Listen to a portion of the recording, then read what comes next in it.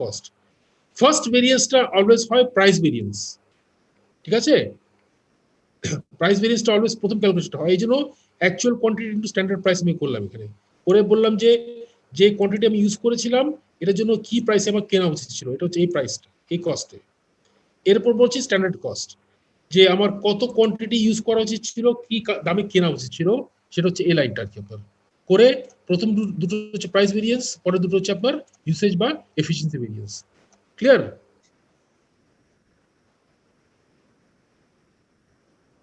জি sir, clear.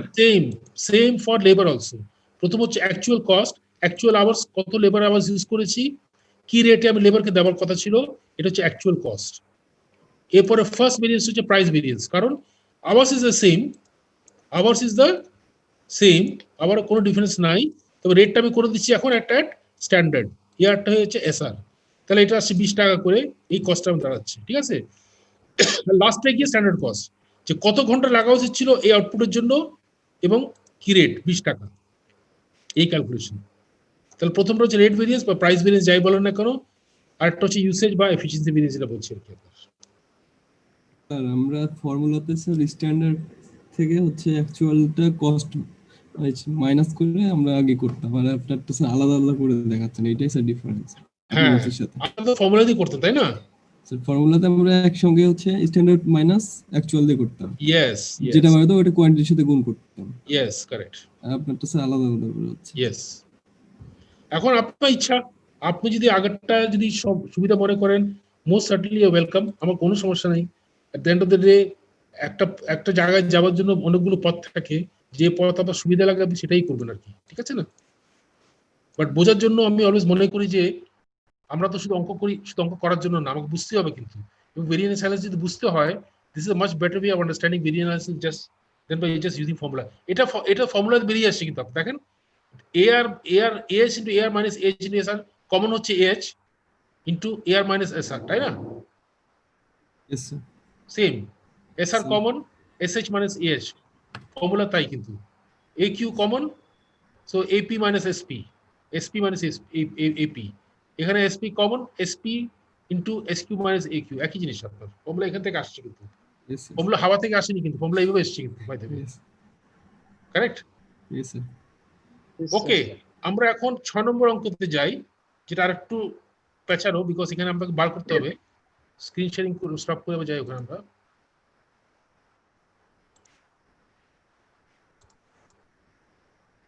So first thing হচ্ছে যে what are the reasons for of material price and if usage variance, narrate briefly,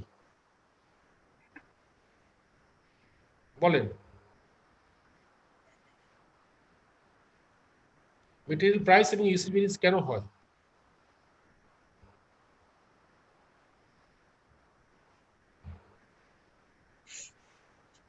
sir price variance হয় মার্কেটের থেকে sir product purchasing পাওয়ারের উপরে depend করে, অথবা সাপ্লায়ার সিচুয়েশন, যদি একসাথে সাপ্লায়ার থাকে সেই ক্ষেত্রে বেশি প্রাইস বিট করতে পারে, অ্যাভেলেবেল সাপ্লায়ার বেশি থাকলে লোয়ার প্রাইসে পারচেজ করা যেতে পারে, এই জন্য স্যার প্রাইস ভেরিয়েন্স হয়। আর ইউজেস ভেরিয়েন্সেস হয় স্যার ইফিসিয়েন্সির জন্য, সে কিভাবে প্রোডাকশন ডিপার্টমেন্ট ইউজ করতেছে ম্যাটেরিয়ালগুলো, যদি ম্যাটেরিয়ালগুলো পারফেক্টলি ইউজ করতে না পারে সেখানে স্যার ভেরিয়েন্স তৈরি হয়। আবার যদি বেটার ভালোভাবে তৈরি করে সেক্ষেত্রে আপনার হয় ফেভারেবল ভেরিয়েন্স হয়, ভালোভাবে ইউজ করতে না পারলে ওয়েস্টেজ বেশি হলে অ্যাডভার্স হয় ভেরিয়েন্স হয়। Okay, that's Hayat. Anybody else would like to add or subtract? উনি যেটা বললেন সেটা। Sir I think sir price ভেরিয়েন্সটা করা হয় স্যার, আমরা অ্যাজাম্পশন করি স্যার 100 টাকা দিয়ে আমরা প্রত্যেক প্রোডাক্ট সেল করব, এখন স্যার ওইটা থেকে যদি আমরা এটা বাই, এটা পারচেজ করব, সরি স্যার বাই, আচ্ছা বাই, সত্যজিৎ থ্যাংক ইউ। তারপরে স্যার বাই করব, সে আমরা 90 টাকা দিয়ে স্যার করলাম, এটা আমাদের এখানে 10 টাকা স্যার আমার ফেভারেবল থাকলো, আমি 100 টাকা আমি অ্যাজাম্পশন করছিলাম, স্ট্যান্ডার্ড ধরছিলাম, কিন্তু অ্যাকচুয়াল কস্ট আমার কম আসছে, সেজন্য স্যার এটা আমার ফেভারেবল হচ্ছে। আর যদি আমি 100 টাকা দিয়ে আমি বাজেট করছি বাট কিনছি আমি 110 টাকায়, এখানে আমার 10 টাকা স্যার অ্যাডভান্স হয়ে যাচ্ছে, এই কারণে স্যার মনে করা হয়। স্যার আই থিংক এটা স্যার র ম্যাটেরিয়াল এবং লেবারের অ্যাভেইলেবিলিটির উপরে ডিপেন্ড করে sir. Okay, that's Apurvo saying that availability উপরও কিছুটা নির্ভর করবে। Okay, good. Anybody else would like to add or subtract? So প্রথমে যেটা হায়াত বললো যে বেসিক্যালি আমি যখন কিনছি এখানে অনেকগুলো ফ্যাক্টরস থাকতে পারে, that I am buying in bulk, বা আপনার অনেকগুলো সাপ্লায়ার আছে, বা আমি সাপ্লাই সিলেকশন ঠিকভাবে করলাম না, এই কারণে আমার প্রাইস ভেরিয়েন্সটা হতে পারে। আর ইউসেজটা হচ্ছে mainly on the usage factory, যেখানে আমি পারফেক্টলি ইউজ করছি নাকি করছি না। দ্যাটস হোয়াট হিজ আনসার ওয়াজ। আর তারপরে আই থিঙ্ক অপূর্ব বললো যে it also depend on my assumption. Correct me? Sorry, hello, কি বলছেন? এটা সাইট অফিসার নট আচ্ছা, ওকে। সো বেসিক্যালি আসলে অনেকগুলো কারণ হতে পারে, এবং মোটামুটি সবাই আপনারা ঘুরে ফিরে সবগুলো আনসার করে ফেলেছেন। যেটা প্রথমে হায়াত বললো যে ইয়েস অফকোর্স প্রাইস জিনিসটা হচ্ছে যে কি দামে আমি কিনছি। So buying efficiency is very important. র মেটেরিয়াল কেনাটা ইজ এন আর্ট অলসো, এবং আপনি সোর্সের সারাক্ষণ আপনাকে দেখতে হবে যে কোন জায়গাতে আমি ভালো সোর্স পাচ্ছি আর কি, আপনার তো কি প্রাইসে আমি ভালো সোর্স পাচ্ছি, provided the quality is the same. অনেক সময় এটাও হতে পারে যে আমি ইনফিরিয়ার কোয়ালিটি কিনলাম কম দামে, তো প্রাইস ভেরিয়েন্সটা ফেভারেবল হয়ে গেল, কিন্তু আপনার গিয়ে ইউসেজ ভেরিয়েন্সটা আবার অ্যাডভার্স হয়ে গেল আপনার। তো আপনাকে সামগ্রিকভাবে জিনিসটা দেখতে হবে, জাস্ট ইন্ডিভিজুয়ালি দেখতে হবে না কিন্তু আপনার। এটা একটা ইম্পর্টেন্ট কারণ হতে পারে। আরেকটা পয়েন্ট যেটা অপূর্ব রেজ করলো যে ইয়েস, অনেক সময় যেটা হয়ে থাকে যে আমি যে অ্যাজাম্পশন যেটা করলাম, এই অ্যাজাম্পশনটা আসলে হয়তোবা সঠিক না, যেটা পরিবর্তন হয়ে গেছে পরবর্তীতে। উদাহরণস্বরূপ, আমি বাজেটটা করলাম গত বছরের অক্টোবর মাসে, জানুয়ারি ফেব্রুয়ারি মাসের গভর্নমেন্ট এসে কাস্টম ডিউটি বাড়াই দিল, বা আমার এক্সচেঞ্জ রেট চেঞ্জ হয়ে গেল, আমি ইম্পোর্ট করছি মালটা, এক্সচেঞ্জ রেট চেঞ্জ হয়ে গেল, অথবা ইন্টারন্যাশনাল মার্কেটে ফ্রেটের ক্রাইসিস হয়ে গেল, জাহাজ এখন পাওয়া যাচ্ছে না। আজ গতকালকে পেপার দেখছেন যে কন্টেনার একটা শর্টেজ, বিরাট একটা শর্টেজ হয়ে গেছে। সো কন্টেনারের শর্টেজ হলে তো প্রাইস বেড়ে যাবে। তো এইসব কারণে কিন্তু আমার যে স্ট্যান্ডার্ডটা আমি সেট করেছি এটাও কিন্তু পরিবর্তন হতে পারে। এই কারণে revision of standard also becomes very important. শুধুমাত্র ভেরিয়েন্স করলে ইম্পর্টেন্ট না, আমাকে অনেক সময় প্রাইসকে ভেরিয়েন্স অ্যানালিসিস করার জন্য স্ট্যান্ডার্ডটাকে অনেক সময় রিভাইজ করতে হয়। এটা হচ্ছে প্রাইস ভেরিয়েন্সের কারণ। আর ইউসেজ ভেরিয়েন্সের কারণ শুধুমাত্র একটাই, দুটো কারণ আছে। একটা হচ্ছে যে সাবস্ট্যান্ডার্ড মেটেরিয়াল আমি কিনেছি, বা উল্টাও হতে পারে যে হাই কোয়ালিটি মেটেরিয়াল কিনেছি বেশি দামে, তাহলে ইন দ্যাট কেস আবার ইউসেজ ভেরিয়েন্সটা ভালো হবে। আর হচ্ছে ওয়েস্টেজ কম বেশি যদি হয়ে থাকে, ইন দ্যাট কেস আপনার ইউসেজ ভেরিয়েন্সটা ওঠানামা করবে। ঠিক আছে না এভরিবডি? ইয়েস স্যার, ঠিক আছে স্যার। ওকে, এখন আমরা অঙ্কতে চলে যাই। অঙ্কতে যেটা বলছে, the standard marginal cost card for the TR, one of the products made by P company is as follows. Material হচ্ছে 16 কেজি at টাকা 6 per kg, labor 6 hours at টাকা 12 per hour, 42 টাকা, total cost is 168. P company reported the following variances in control period 13 in relation to TR. Material price হচ্ছে টাকা 18,840 favorable, price variance আর কি। So 2 - 1 যেটা বলছিলাম, এটা যে ফেভারেবল, 18,840 ফেভারেবল। মেটেরিয়াল ইউসেজ হচ্ছে আপনার টাকা 480 অ্যাডভার্স, মানে ইউসেজ ভেরিয়েন্স মানে 3 - 2টা আর কি আপনার। লেবার রেট ভেরিয়েন্স হচ্ছে আপনার 10,598 অ্যাডভার্স, আর লেবার এফিসিয়েন্সি ভেরিয়েন্স হচ্ছে 8,478 ফেভারেবল। অ্যাকচুয়াল ওয়েজ কস্ট আপনাকে বলে দিয়েছে 171320। P company paid টাকা 5.50 for each kg of material, and there were no opening or closing inventories of the material. Okay, এখানে আমাকে missing figure বার করতে হবে। Actual output, actual hours worked, actual average actual wage rate for the per hour, or actual amount of material purchased and used in kg. Okay, so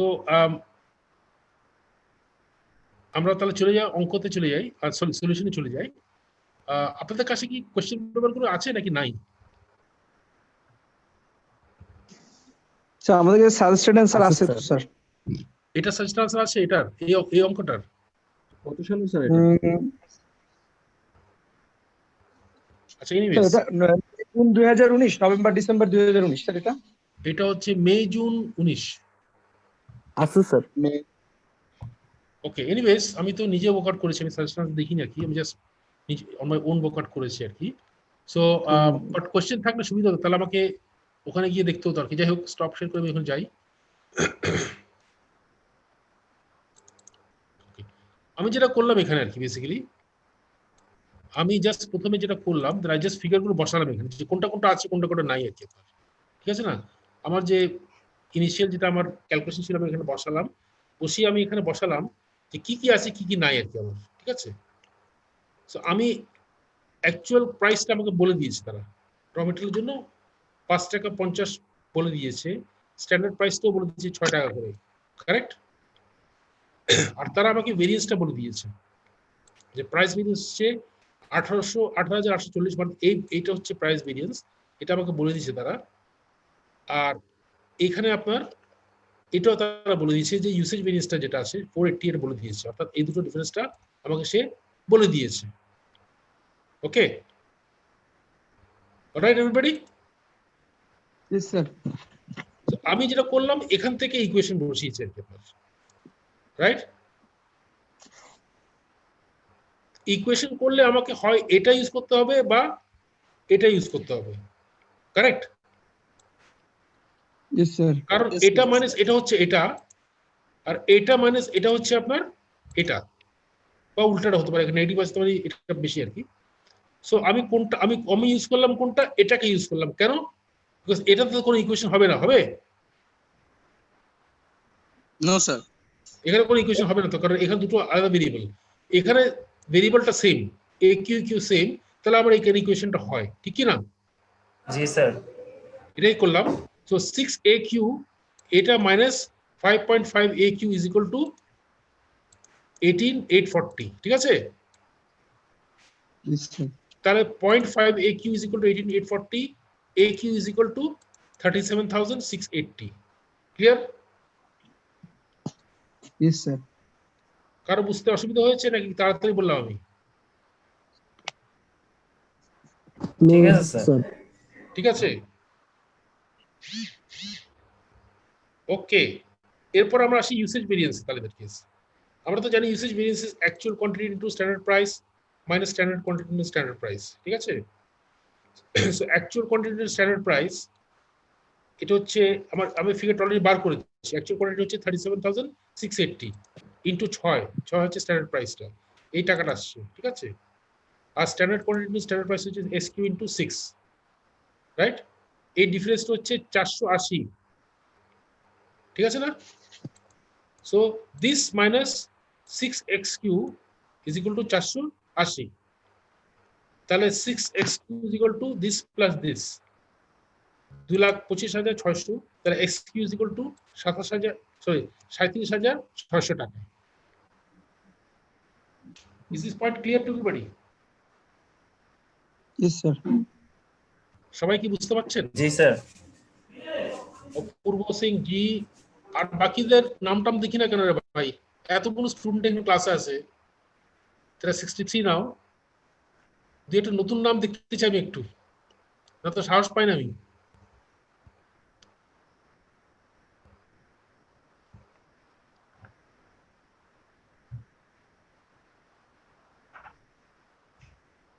নাই? সাহসী ব্যক্তি নাই?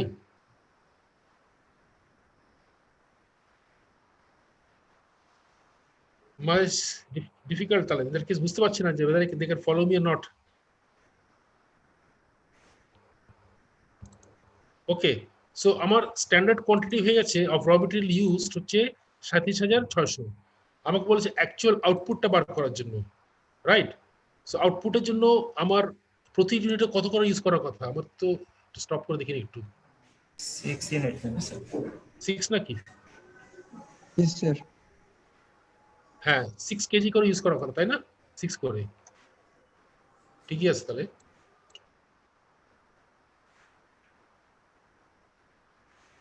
তাহলে আমি এটাকে ডিভাইড করলাম, এর সাথে যে 600-কে 6 দিয়ে ডিভাইড করে পেলাম 6267, তাহলে এটাই হচ্ছে আমার অ্যাকচুয়াল আউটপুট, ঠিক আছে?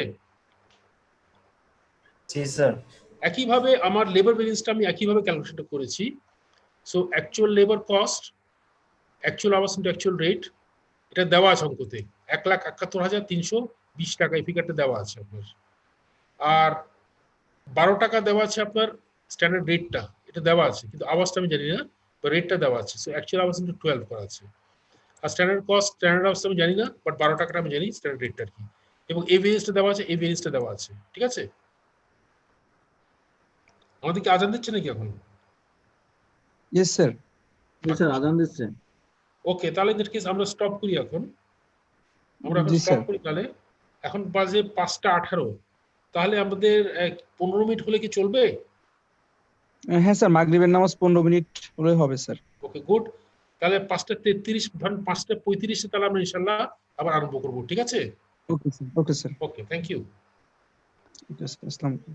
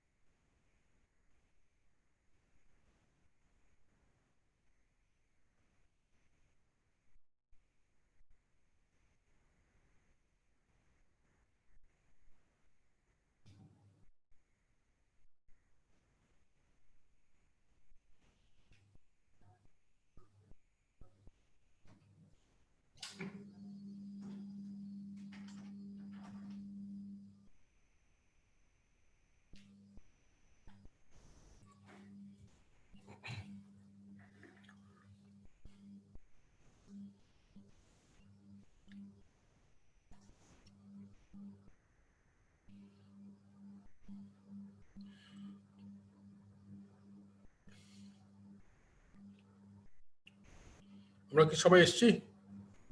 জি স্যার, আমরা আছি। Okay, so let's start. তাহলে আমরা লেবারে করিনি, আমরা মেটেরিয়ালটা করেছিলাম। Labour also method is similar আর কি, আপনারা নিশ্চয়ই দেখতে পাচ্ছেন আপনাদের স্ক্রিনের সামনে। সো আমি সেম আমি বসালাম, এই ফিগারটা দেওয়া আছে আমাদের অঙ্কতে, এই ফিগারটা দেওয়া ছিল যে অ্যাকচুয়াল কস্টটা কি, অর্থাৎ actual hours into actual rate. আমাদের স্ট্যান্ডার্ড রেটটা দেওয়া আছে 12 টাকা লেবারের জন্য, বাট আওয়ার্সটা আমি জানি না, আমি এখানে বসালাম ফিগারটা এইভাবে।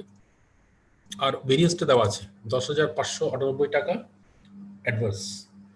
আর standard cost, standard hours into standard rate, standard hours আমি জানি না, বাট রেটটা দেওয়া আছে 12 টাকা স্ট্যান্ডার্ড রেটটা, এবং এই ভেরিয়েন্সটা হচ্ছে ফেভারেবল 8,478। এগেইন সিমিলারলি আমাদের নিশ্চয়ই এখান থেকে আমরা ইকুয়েশনটা পাবো, কারণ এখান থেকে ইকুয়েশন করা সম্ভব না, কারেক্ট? জি স্যার। আমি এখান থেকে ইকুয়েশনটা করেছি আর কি, অর্থাৎ এটা মাইনাস, এটা যেহেতু আপনার নেগেটিভ, অর্থাৎ অ্যাকচুয়াল কস্টটা হায়ার, সো এই জন্য 171,320 minus this AH 12AH is equal two 10598, এই ইকুয়েশনে বসালাম। This minus this is equal to this, so 12AH is equal two এটার যোগফল আর কি 181 দিস থিং, তাহলে AH ইজ ইকুয়াল টু 15160, অর্থাৎ অ্যাকচুয়াল আওয়ার্স হচ্ছে আপনার 171 15160 হচ্ছে অ্যাকচুয়াল আওয়ার্সটা। আমার অঙ্কতে চেয়েছিল actual wage rate per hour, যেহেতু আমি টোটাল কস্টটা জানি লেবারের 171,320 উইচ ইজ টোটাল কস্ট। আমি যদি এটাকে অ্যাকচুয়াল আওয়ার্স দিয়ে ডিভাইড করি 15160 দিয়ে, এটাকে যদি এটা দিয়ে ডিভাইড করি, তাহলে নেট কেস আমার রেটটা বেরিয়ে আসছে, কারণ এটা actual hours into actual rate 11 টাকা 30 পয়সা। ওকে এভরিবডি? স্যার এই 12 আওয়ার্স স্যার এখানে স্যার মনে হচ্ছে তো সেটা মাইনাস হবে, কিন্তু আপনি স্যার প্লাস করেছেন। এখানে স্যার মাইনাস হবে মনে হচ্ছে। দাঁড়ান এক মিনিট, মাইনাস হবে এটা, সরি ইউ রাইট, হ্যাঁ এটা মাইনাস হবে, এটা মাইনাস হবে, ইউ আর অ্যাবসলিউটলি কারেক্ট। এটা হবে ফিগারটা হবে এত 171,320 মাইনাস, সরি 171,320 মাইনাস 10598 598 160,722 হবে। Thank you very much. 160,722, তাহলে অ্যাকচুয়াল আওয়ার্স হচ্ছে আপনার ডিভাইডেড বাই এস, এটাকে ডিভাইড করতে হবে বাই 12। ইয়েস স্যার 13394, তাহলে এটাকে ডিভাইড করবো 13394 দিয়ে, এখানে মাল্টিপ্লিকেশন ফর্মুলা করতে পারতাম আর কি।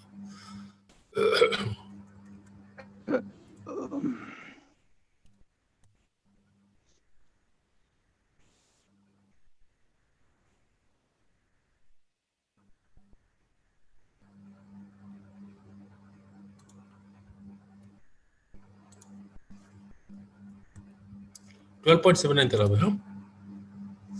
ইয়েস স্যার আর ইউসেজ ভেরিয়েন্সটা হচ্ছে আমাদের নিচেরটা আর কি, অর্থাৎ এটা হচ্ছে usage variance.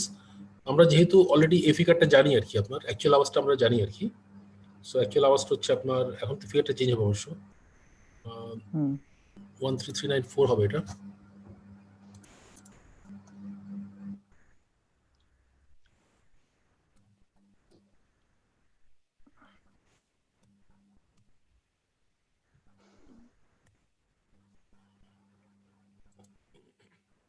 So it will be 13394 into 12, huh?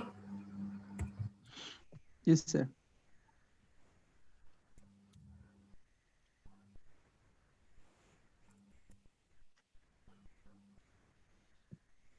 তাহলে এটা হচ্ছে actual hours into standard rate ফিগারটা, আর স্ট্যান্ডার্ড আওয়ার্স ইনটু 12 হচ্ছে আপনার লাস্টেরটা। তাহলে এইটা হবে 160,728 60728। So 12 SH minus 160,728 is equal to এত, তাহলে এটা যোগ হবে, এই দুটো যোগ হবে আর কি, দিস প্লাস দিস, তাহলে এটা হবে 160,728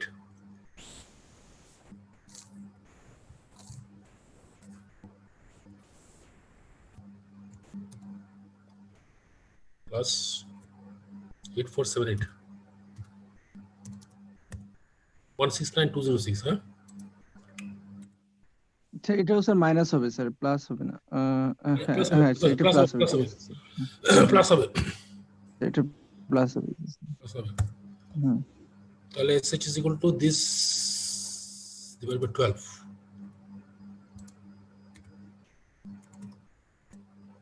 ওকে,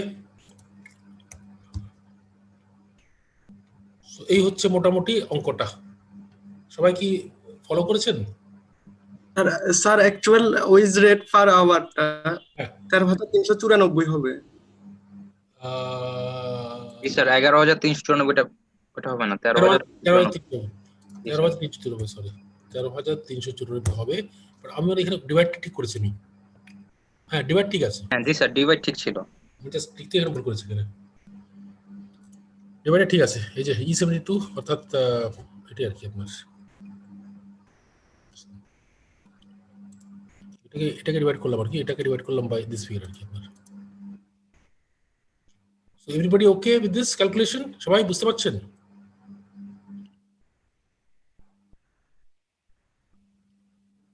হ্যালো, ইয়েস স্যার।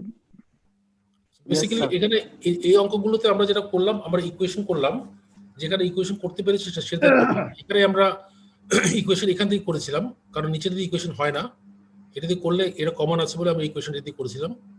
তারপরে এটা বার করার পরে ইকুয়েশন আমরা বানালাম। এখানেও সেম, লেবারের ক্ষেত্রেও যেহেতু আমাদের এই ফিগারগুলো দেওয়া আছে আমার, এটা জানি আমি, আর এটা মিসিং ফিগার, তো আমি এটা দিয়ে ইকুয়েশন করে ফেললাম। করার পরে অ্যাকচুয়ালি আবার যখন বেরিয়ে গেল তখন পরেরটা ইকুয়েশন আমি করতে পেরেছি আর কি, simple as that. Okay everybody? Yes sir. Right, last অঙ্ক যেটা এই এতে ছিল সেটা হচ্ছে আপনার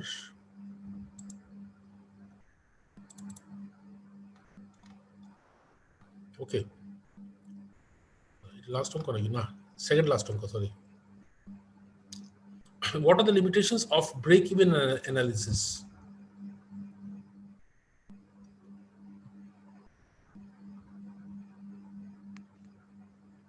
So, উত্তর কে দেবে?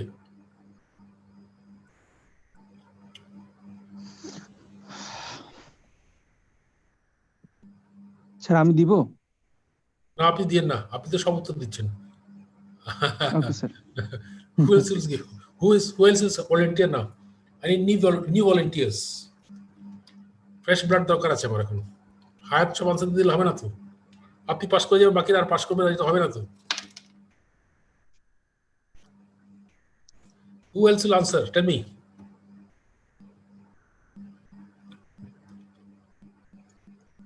আর কেউ আনসার না দিতে পারে তাহলে আপনার উত্তরটা আমি নেবো আর কি। নাই কেউ?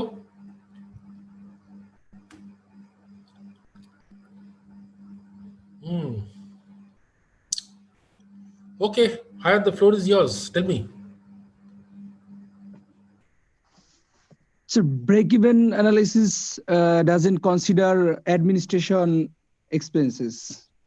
They work within only fixed cost, the contribution margin. That means selling and administration and other administration cost they can consider. So for even we reach in break-even, but the association businesses fall in loss position. এটা আমার কাছে main limitations মনে হয় break ইভেনের। Okay. So your point is that it only considers the factory fixed costs, but not the other costs. Is that what you're saying? Yes, sir. Are you sure?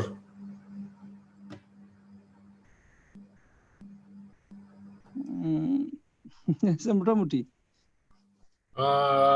একটু correction করি অঙ্ক দেখি যেটা আমরা সেটা sir. হ্যাঁ sir, আমরা যেটা দেখি সেটা তো স্যার এটাই করি ম্যাক্সিমাম ক্ষেত্রে, ফিক্সড কস্টটাকে কভার করে, বাট সেলিং এন্ড অ্যাডমিনিস্ট্রেশন কিছু কস্ট থেকে যায় যে কস্টগুলো স্যার ওই ফিক্সড কস্টের ভিতরে কভার করে না এবং যেটা ওইখানে আসে না। আর কন্ট্রিবিউশন মার্জিন যখন আমরা বের করি সিএমটা থেকে স্যার প্রাইস থেকে আমরা শুধু কস্ট অফ গুডস সোল্ডটা বাদ দিই,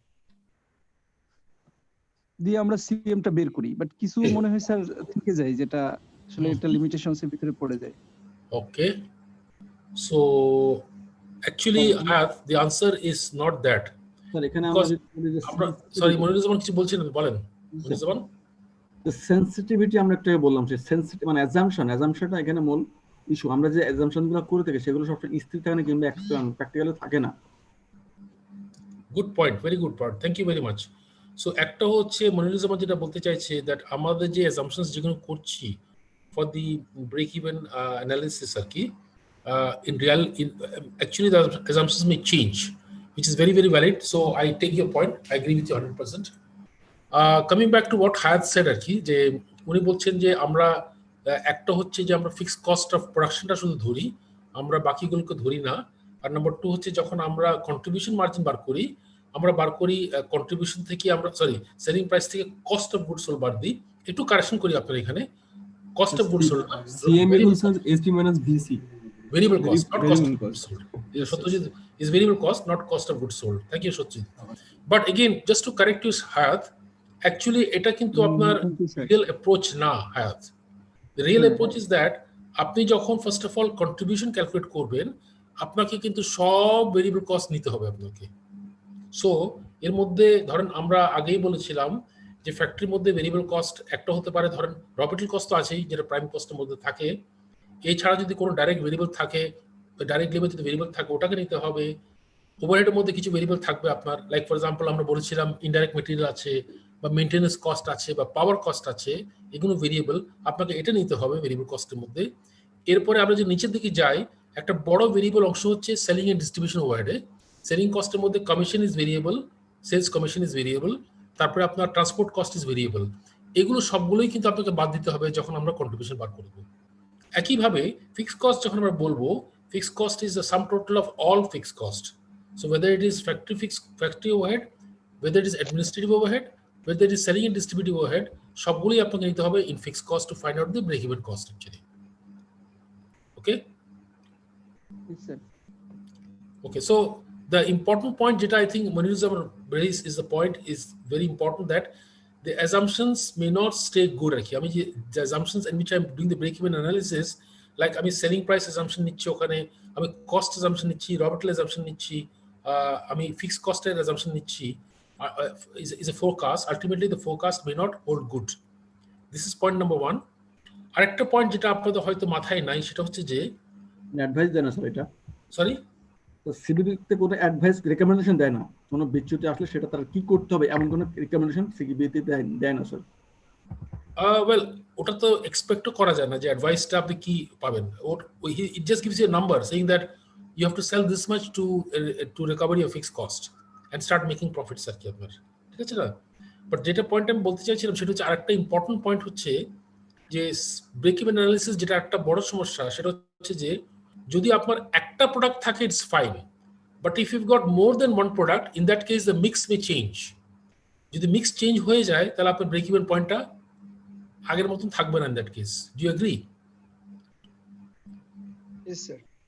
এটা একটা ইম্পর্টেন্ট লিমিটেশন যে আমার প্রোডাক্ট মিক্স ওটা ও তো ধরে নিচ্ছে যে ভাই আমি যে প্রপোর্শনে আমার প্রোডাক্টটা বিক্রি করব এই প্রপোর্শন থাকলে আমার সেলিং প্রাইস এত হবে, আমার কস্ট এত হবে, বাট আলটিমেটলি তো ওই প্রপোর্শন তো কখনোই ঠিক থাকে না। This proportion changes all the time আর কি আপনার। সো একটা যেটা আমি বললাম assumption changes and also the fact that the proportion the mix may change of the product, the selling the product selling mix may change as well actually. Okay? Yes, sir. Thank you. So এখন আমরা অঙ্কতে চলে যাই। ABC Limited sells one product for which data is as given below. Selling price হচ্ছে 10 টাকা, variable cost হচ্ছে 6 টাকা, অর্থাৎ contribution হচ্ছে 4 টাকা, আর fixed cost হচ্ছে 2 টাকা per unit. The fixed costs are based on a budgeted level of activity of 5,000 units for the period. So answer the following. Question number 1. How many units must be sold if ABC Limited wishes to earn a profit of Taka 6,000 for one period?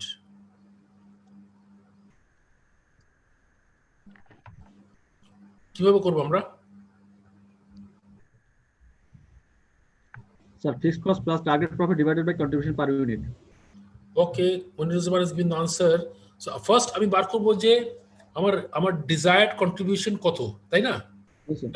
কত contribution লাগবে, ওটা করার জন্য আমি কি করব, আমি যে প্রফিট যেটা ডিজায়ার্ড প্রফিট যেটা আছে ওটার সাথে আমি যোগ করব আমার ফিক্স কস্টটাকে। ফিক্স কস্টটা কত এখানে আপনার? 5000 বলে দিয়েছে স্যার। 5000 ইউনিটস। 5000 ইউনিট। তাহলে কত আসবে? 10,000 আসবে। Thank you. 5000 into 2 10,000 আসবে। তাহলে আমার রিকোয়ার্ড কন্ট্রিবিউশন হচ্ছে কত তাহলে? রিকোয়ার্ড কন্ট্রিবিউশন কত তাহলে এদের কেস? 6 + 10 তাই না? Yes sir. রিকোয়ার্ড প্রফিট 6000 টাকা। এখানে টাকাই দেওয়া আছে। সরি 16,000 হ্যাঁ 16,000 বিকজ রিকোয়ার্ড প্রফিট হচ্ছে 6000 টাকা আর ফিক্স কস্ট হচ্ছে 10,000 টাকা। তাহলে রিকোয়ার্ড কন্ট্রিবিউশন হচ্ছে আপনার 16,000 টাকা। এটাকে ডিভাইড করব, divide by contribution per unit. Contribution per unit কত? 4 টাকা না? টাকা 4। হ্যাঁ তাহলে কত আছে? 4000 ইউনিট আছে তাহলে। 4000 ইউনিট। এটা তো আমরা মুখে মুখে করে ফেললাম, অঙ্ক তো তাই আনসার আছে। জি জি স্যার। ওকে তাহলে আমরা পরে অঙ্কতে যাব, ওটা পরে দেখবো আর কি। Number 2, what is ABC Limited's margin of safety for the budget period if fixed costs are 20% higher than budget?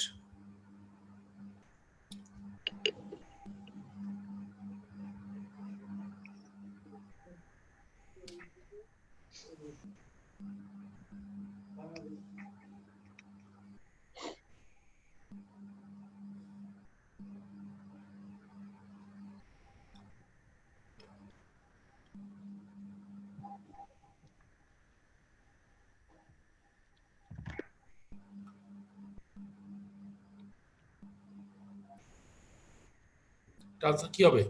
Sir আমরা প্রথমে বিইপি বের করব স্যার। সরি স্যার প্রথমে বিইপি বের করতে হবে স্যার। প্রথমে ব্রেক ইভেন পয়েন্ট বের করতে হবে। Hello ji sir. তো মার্জিন অফ সেফটি তো ওভার ব্রেক ইভেন করতে হবে স্যার। রাইট। তাহলে প্রথমে আমাকে break even 20% sir. Sorry break even তো স্যার আগে বের করতে হবে। হ্যাঁ ব্রেক ইভেনটা প্রথমে বের করতে হবে। তাহলে ব্রেক ইভেনটা কত হবে আমাদের কেস? 2500 স্যার। সো আমাদের ফিক্স কস্ট হচ্ছে এখন কত টাকা? স্যার 10,000। 10,000 টাকা। 20% যদি হায়ার হয় তাহলে কত হবে? 12,000।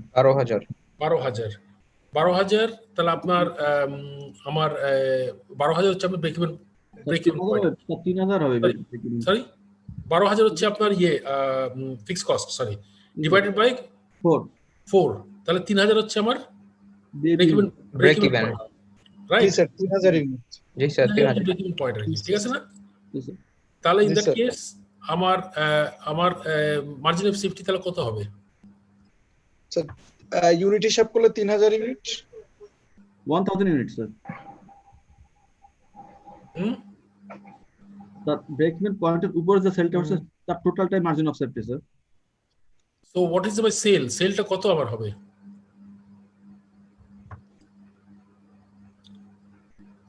20,000 টাকা। 20,000 টাকা কোথা থেকে পেলেন আপনি? স্যার 30,000 টাকা হবে sir sale. Margin of safety sale হবে স্যার 30,000 টাকা।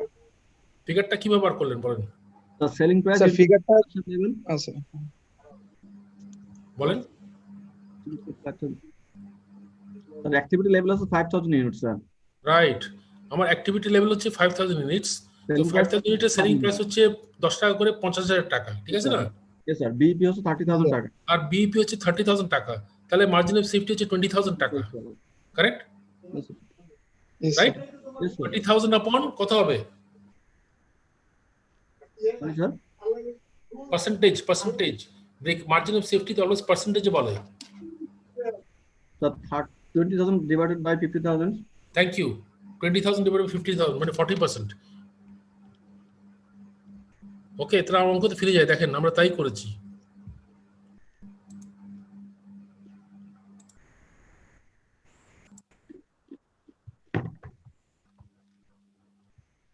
তো প্রথমটা তো আমরা বলেছিলাম 4,000 যেটা আমরা বার করেছি এই যে।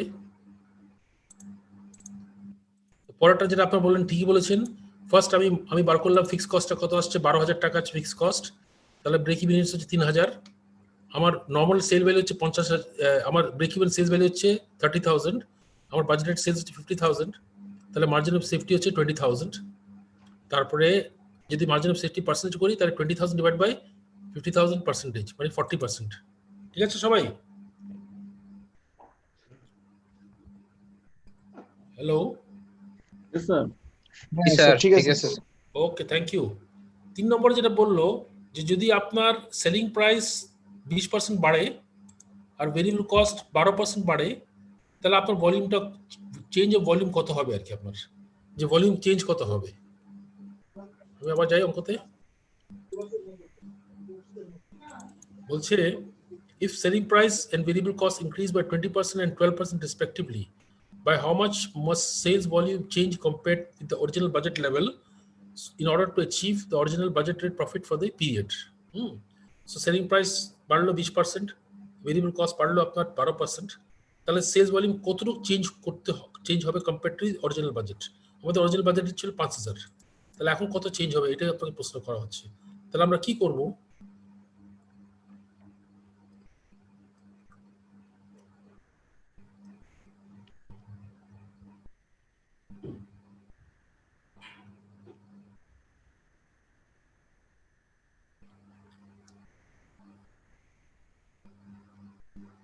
তাহলে অরিজিনাল প্রফিটটাকে টার্গেট প্রফিট ধরবো স্যার, ওটার সাথে ফিক্সড কস্ট যোগ করবো। অরিজিনাল প্রফিটটা কিভাবে বার করবো আমি? এটা তো আমরা আগে বের করেছি স্যার।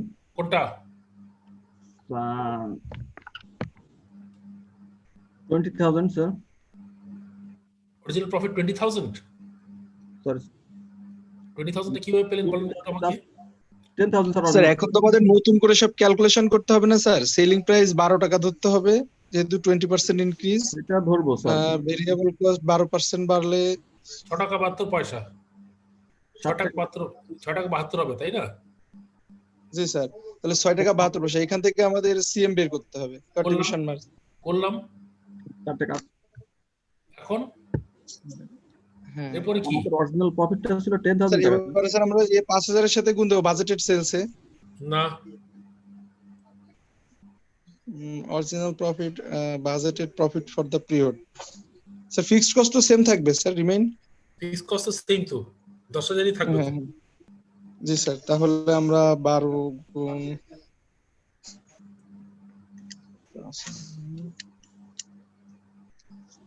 সেলিং প্রাইস 60,000 হলো 6.72 গুণ 5। এত ক্যালকুলেশন লাগে কি? 600। আমি বলি আপনাকে, শর্টকাট বলি আপনাদের একটু। ফার্স্ট থিং হচ্ছে যে আপনার অরিজিনাল যে বাজেটটা ছিল, অরিজিনাল যে প্রফিট ছিল, তার মধ্যে কি অরিজিনাল কন্ট্রিবিউশন কি চেঞ্জ হচ্ছে আপনার কোনো? অর্থাৎ 4 টাকা করে যে আমার অরিজিনাল কন্ট্রিবিউশন ছিল, ঠিক কি না?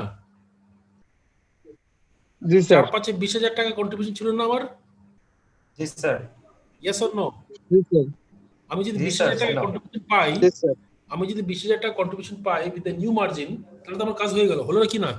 স্যার তাহলে আমার নিচের দিকে যাওয়ার দরকার নেই তো, প্রফিট বার করার দরকার কি আমার? ফিক্স কস্ট চেঞ্জ হচ্ছে না তো, ঠিক? না, সিম্পল। তাহলে 20,000 কে আমি ডিভাইড করব by the new contribution margin. New সিএমটা দিয়ে স্যার ভাগ দিলেই হয়ে যাচ্ছে। সরি? জি স্যার, ওই বলতেছিল মানে নতুন কন্ট্রিবিউশন মার্জিন দ্বারা ফিক্সড কস্টটাকে ভাগ করলে মানে হয়। দরকার নেই, ফিক্স কস্ট যেতে হচ্ছে না তোমার তো।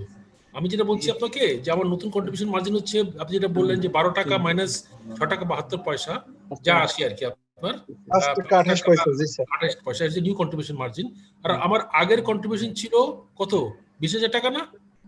জি স্যার। 4 টাকা টোটাল ছিল 20,000 টাকা। হ্যাঁ, ওটাই তো অরিজিনাল। ওই কন্ট্রিবিউশন হলে তো অরিজিনাল প্রফিট ছিল আপনার, ঠিক কি না? তাহলে 20 কে আমি যদি ডিভাইড করি তাহলে আমার আনসার পেয়ে গেলাম, ঠিক কি না? 20,000 ভাগ 5.28। কারেক্ট। কত আসছে আপনার? স্যার 3787 হ্যাঁ, ওই তো আর কি। আলটিমেটলি গিয়ে 788। এই ভলিউম হলেই কিন্তু আমি অরিজিনাল বাজেট পেয়েছি, বিকজ যেহেতু আমার কন্ট্রিবিউশন মার্জিনটা বেড়ে গেছে এখন আগের তুলনায়। জি স্যার। আগে 5,000 সেল করতে হতো, এখন এইটাতে হয়ে যাচ্ছে আমার আর কি। ওকে,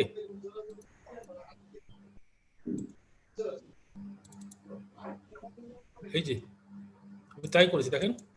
আমি যে বললাম যে অরিজিনাল কন্ট্রিবিউশন হচ্ছে আপনার 20,000 টাকা, আমি এটাকে ডিভাইড করলাম বাই 5.283788 আসছে আর কি আপনার। সো অরিজিনাল বাজেট কোয়ান্টিটি 5,000, তাহলে ডিক্রিজ আমার এখন কম ভলিউম দিয়ে আমি একই কন্ট্রিবিউশন পেতে পারি। ঠিক আছে এভরিবডি? হ্যালো? বুঝতে পেরেছি স্যার, যে আমাদের ভলিউম কমালেও আমরা সেম পরিমাণ প্রফিট পাবো, সেটাই বের করতে বলেছে স্যার। হ্যাঁ ওটাই তো, মানে আপনি বলছে ভলিউমটা কতটুকু চেঞ্জ হবে to get your original profit, মানে অরিজিনাল কন্ট্রিবিউশন বা অরিজিনাল প্রফিট যাই বলুন না একই কথা তো। জি স্যার। ওকে এভরিবডি,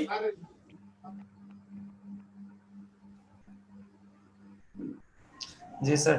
অলরাইট, লাস্ট অঙ্ক তো আমরা যাই।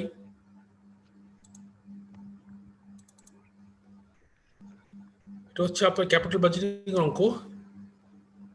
A Taka's 1.6 million investment is required for Zakaria to purchase an equipment with an 8-year life. At the end of 8 years, the equipment will have no salvage value. For 8 years, the equipment will provide net income at the end of each year as follows. Sales eto taka, variable expense eto taka, contribution margin eto taka, fixed expense advertising 7 lakh taka, depreciation 2 lakh taka, net income হচ্ছে 3 lakh taka. Other information হচ্ছে required rate of return মানে cost of capital কি 18%, tax rate হচ্ছে আপনার 30%, depreciation হচ্ছে আপনার for tax purposes straight line, আপনার অঙ্কটা সহজ করে দিয়েছে কারণ নরমালি depreciation, tax depreciation আর book depreciation আলাদা হয়, এখানে সেম বলছে আর কি আপনার। আর present value of an ordinary annuity for 1 at 18% for 8 years 4.0776, যদি আপনার না বুঝে থাকেন পরে আমি বুঝিয়ে দেবো। আর present value of 1 at টাকা 18 for 8 periods হচ্ছে প্রেজেন্ট ভ্যালু ফর 18, এটাও দিয়ে দিয়েছে ফিগারটা 0.26, যেটা আমি দেখিনি বাট এটা বার করে ফেলেছি যাই হোক। So you are required to compute the after tax annual cash flows generated by the equipment and the equipment's net present value. So first প্রশ্ন হচ্ছে যে আপনাকে বলছে যে আপনাকে প্রতি বছরে after tax annual cash flow বার করতে বলেছে। Okay, after tax annual cash flow বার করতে বলছে। আপনারা তো সবাই ক্যাপিটাল বাজেটিং করেছেন কি না? না স্যার, ক্যাপিটাল বাজেটিং এর অঙ্কগুলো স্যার সেখানে করা হয়নি এখনো, স্যার এখন করা হয়নি। ও করা হয়নি? না স্যার। ও ওকে, ওকে, ডাজন্ট ম্যাটার। এখানে স্যার প্রপোজাল অ্যাপ্রাইজাল হিসেবে দেওয়া আছে স্যার। সরি স্যার ক্যাপিটাল বাজেটিংটা এখানে স্যার প্রজেক্ট অ্যাপ্রাইজাল চ্যাপ্টার নামে আছে স্যার, চ্যাপ্টার শেষের দিকে স্যার। ওটা করা হয়নি আপনাদের কি বলছেন? হয়েছে স্যার, ওটা করেছে স্যার, ওটা আমাদের প্রথমেই করা ছিল মেসো স্যার। স্যার আমরা শুধু ক্যাপিটাল বাজেটিং যেটা আছে ওয়ার্কিং ক্যাপিটাল সেটা কি করা হয়েছে নাকি? আচ্ছা যাই হোক, it's very simple, doesn't matter করেন বা না করে থাকেন, আমি আপনাকে খুব সহজভাবে এক্সপ্লেন করে দেবো এটাকে, আপনাদের সমস্যা হবে না আশা করি। ঠিক আছে, তো এই অঙ্ক করার জন্য আমাদের যেটা করতে হবে ফার্স্ট অফ অল, যে ফার্স্ট আমাকে বার করতে হবে যে প্রতি বছরে আমার নেট ক্যাশ ইনফ্লো কত হবে। ঠিক আছে এভরিবডি? জি স্যার। আচ্ছা, আমরা শুরু করব বাই আওয়ার নেট ইনকাম। প্রতি বছরে নেট ইনকাম হচ্ছে 3 লাখ টাকা, ঠিক আছে না? হ্যাঁ স্যার, 3 লাখ জি স্যার। এটার সাথে আমি যোগ করব ডেপ্রিসিয়েশনটা, যেটা হচ্ছে নন ক্যাশ চার্জ আর কি আপনার। Yes sir. Okay, but first আপনার আমার যেটা ট্যাক্সটা আর কি, আপনার ট্যাক্সটা যেটা হবে, যেহেতু আপনার নর্মালি ওরা বলছে আমরা তো যখন আমরা নেট ইনকামটা বার করি, মানে ট্যাক্সেবল ইনকামটা বার করি, আমরা তো মানে প্রফিট বিফোর ইনকাম ইবিট থেকে আমরা ডেপ্রিসিয়েশন, সরি ইবিট বাদ দিয়ে ডেপ্রিসিয়েশন আমাদের আসছে, তাই না? আচ্ছা, আর নেট ইনকাম তো আমাদের যে ট্যাক্স ডেপ্রিসিয়েশন, বুক ডেপ্রিসিয়েশন আলাদা হয়, ঠিক কি না? ডেপ্রিসিয়েশন যেটা বুকে দিয়েছে আর নরমালি ট্যাক্স ডেপ্রিসিয়েশনটা আলাদা হয় না, কারণ ট্যাক্স ডেপ্রিসিয়েশন রিডিউসিং ব্যালেন্সে হয় আপনার, ঠিক কি না? বাট এখানে বলছে যে আপনার ট্যাক্স পারপাসের জন্য সেম স্ট্রেট লাইন আর কি, অর্থাৎ যে ফিগারটা এখানে দেওয়া আছে এটাই কিন্তু আপনার ট্যাক্স ডেপ্রিসিয়েশন অ্যালাউ করছে আর কি। ওকে, তার মানে ট্যাক্স ক্যালকুলেশনের জন্য আমরা 3 লাখের উপরে করতে পারি না? হ্যালো,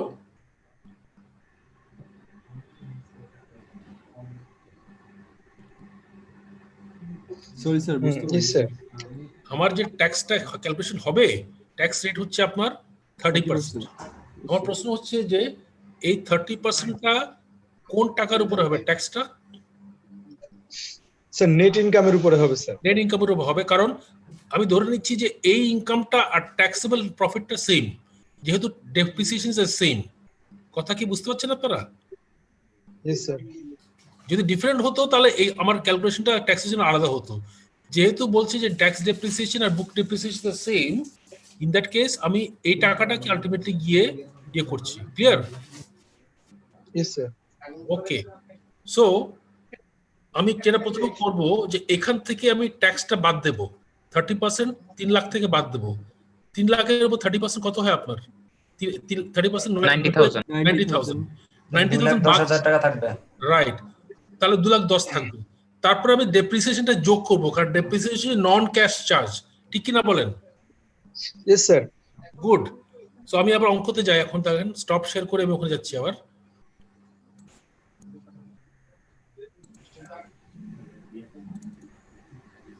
এই দেখেন, সো নেট ইনকাম ছিল 3 লাখ 3 লাখ 3 লাখ প্রত্যেক ইয়েতে, এর সাথে ডেপ্রিসিয়েশন আমি ট্যাক্সটা বাদ দিলাম আর যোগ করলাম কি আফটার ডেপ্রিসিয়েশন যোগ করলাম, করে বললাম আফটার ট্যাক্স ক্যাশ ফ্লো 4,10,000 টাকা প্রতি বছরে। ঠিক আছে? জি স্যার। গুড। Yes sir. এরপরে আমরা প্রেজেন্ট ভ্যালু ফ্যাক্টরটা বার করলাম। অঙ্কতে আপনাকে বলে দিয়েছে, আমি অঙ্কতে না দিয়ে আমি ফার্স্ট আপনাদেরকে সহজভাবে বুঝিয়ে দিচ্ছি, পরে আপনার অঙ্কের সঙ্গে মিলাবেন আপনারা। আমাদের এটা যদি অঙ্কতে না বলেই থাকতো কোনো সমস্যা আমার ছিল না, কিন্তু আমি যেটা করেছি আপনার এটা ক্যালকুলেশন খুব সহজ। কিন্তু এই দেখেন উপরে ফর্মুলাটা প্রেজেন্ট ভ্যালু ফ্যাক্টর এটা তো স্যার আমরা জানি। হ্যাঁ, 1 ডিভাইডেড বাই 1.18 ফার্স্ট ইয়ারটা, ঠিক আছে? সেকেন্ড ইয়ারটা এটাকে ডিভাইড করছেন বাই 1.18 দিয়ে, পরেরটাকে আবার ডিভাইড করছেন এটাকে 1.18 দিয়ে, ঠিক আছে না ভাই? জি স্যার, এইভাবেই হচ্ছে। এভাবে হয়ে আমি যদি এটাকে যোগ করি, এই ফিগারগুলো যোগ করি, এটাকে হয় অ্যানুইটি বলে। 4.0776 যদি আমি সবগুলো যোগ করি, অর্থাৎ আমি যদি প্রত্যেকটাকে মাল্টিপ্লাই না করে আমি যদি 4,10,000কে এটা দিয়ে গুণ করতাম, এই সাম টোটালটা এটাই আসতো, ঠিক কি না? Yes sir. এবং আমি করলাম বিকজ আপনাদের বোঝানো যে অঙ্কতে যদি এটা নাও দেওয়া থাকে আমার কোনো সমস্যা নাই, আমি ইজিলি প্রেজেন্ট ভ্যালুটা বার করতে পারি এখানে, ঠিক আছে? Yes sir. তো আমি প্রেজেন্ট ভ্যালু বার করলাম। এরপরে আপনার অঙ্কতে বলা আছে যে এই ইকুইপমেন্টটা 8 বছর পর একটা স্যালভেজ ভ্যালু একটা আছে, বিক্রি করে আপনি 10,000 টাকা পাবেন, ঠিক আছে? এটা অঙ্কতে বলা আছে। সো এটার আমি প্রেজেন্ট ভ্যালু বার করলাম। এটা প্রেজেন্ট ভ্যালু হচ্ছে এই 10,000 টাকা টাইমস 0.26, যেটা অঙ্কতে দেওয়া ছিল আপনার, করে আমি আসছি 2660, ঠিক আছে? সো আলটিমেটলি গিয়ে আমি বার করলাম যে what is my present value of cash inflows, অর্থাৎ টোটাল প্রেজেন্ট ভ্যালু যেটা আসছে এই পুরো সামটা, এই সামটা কত আসছে আমার, এই যোগফলটা প্লাস এটা আসছে আপনার 1674462, ঠিক আছে সবাই? এই টাকা যোগ করলাম, এই পুরো লাইনটাকে যোগ করলাম যে প্রেজেন্ট ভ্যালু আসলো আর কি, এটা যোগ করে এটার সাথে যোগ করলাম যেটা স্যালভেজ ভ্যালু প্রেজেন্ট ভ্যালু, করে টোটাল ইনফ্লো হচ্ছে এত টাকা, minus outflow is net present value 74,462, অর্থাৎ project is acceptable. Very very simple, ঠিক কিনা বলেন? খুবই সহজ এটা একদম কোনো প্রেজেন্ট ভ্যালু অঙ্ক খুবই সহজ, কোনো ডিফিকাল্টি কিছুই নেই আপনার। ফার্স্ট আমরা ক্যাশ ফ্লো বার করলাম এভাবে, নেট ইনকাম থেকে আমি ট্যাক্সটা বাদ দিলাম, ডেপ্রিসিয়েশন যোগ করলাম, ক্যাশ ফ্লো বার করলাম, পিভি দিয়ে গুণ করে প্রেজেন্ট ভ্যালু বার করলাম, আর স্যালভেজ ভ্যালু প্রেজেন্ট ভ্যালু বার করে যোগ করলাম, এটা বিয়োগ করলাম, এই হচ্ছে net present value. Simple sir, এটা তো অ্যানুইটি ফ্যাক্টরের মাধ্যমেও করা যায় তাই না স্যার? যেহেতু আমাদের এখানে যেহেতু স্যার ক্যাশ ফ্লোটা একই থাকতেছে প্রতি ইয়ারে।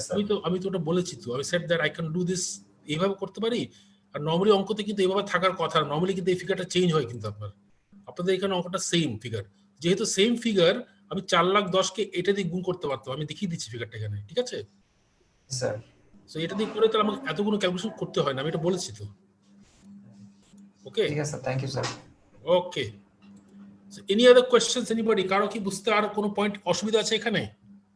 না স্যার। ক্লিয়ার? ওকে, যদি ক্লিয়ার হয় ইন দ্যাট কেস আমরা আজকে ক্লাস এখানেই স্টপ করব, কারণ আপনাদের নেক্সট ক্লাস মানে 6:30 তে না? Yes sir, 6:30. Okay, so I will give you some break because আমি অনেক বকবক করেছি আর কি। যদি কারো কোনো প্রশ্ন থাকে স্টিল, আমি যেটা করব যে এটাকে আমি পরে পাঠিয়ে দেবো আপনাদেরকে নেক্সট ক্লাস, তো মনে হয় তাহলে ইন দ্যাট কেস আপনারা দেখে আসতে পারেন বা আপনারা সাজেশনসও দেখে আসতে পারেন, যেটা সুবিধা আপনাদের হয়। নেক্সট ক্লাসে যদি কোনো প্রশ্ন থাকে ইন দ্যাট কেস আমি উত্তর দেবো। আর আমি আরেকটা ইয়ার করলে ইন দ্যাট কেস মোটামুটি আমাদের সব টপিকই আমাদের কভার হয়ে যাবে। ট্রান্সফার প্রাইসিংটা নেক্সট ক্লাস আমি কভার করে দেবো, ঠিক আছে? Yes sir. Thank you very much. Thank you sir. ভালো থাকেন সবাই, থ্যাংক সুস্থ ইউ স্যার। থাকেন। আসসালামু আলাইকুম স্যার। ওয়ালাইকুম আসসালাম।